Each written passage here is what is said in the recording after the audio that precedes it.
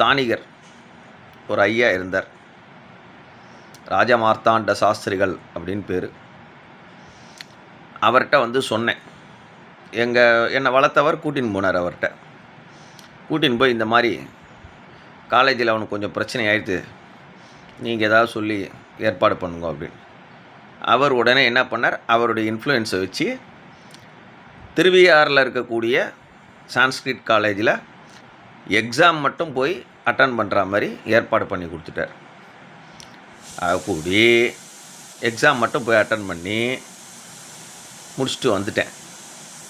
எனக்கு ஒரு 1.5 வருஷம் லேட்டாச்சு. ஆனால் இந்த 1.5 வருஷ காலம் லேட்டானதில் 2-3 குருமார்கள்கிட்ட பல வித்தைகள் கற்றுண்டேன், பல பாடங்கள் கற்றுண்டேன். அதில் முக்கியமானது என்ன அப்படின்னு கேட்டால், பேஸ் எங்கள் தாத்தா போட்டது தான். எங்கள் தாத்தா போட்டது தான். அவர் தான் பிரித்து அந்த அர்த்தங்களை சொல்லி கொடுப்பார்.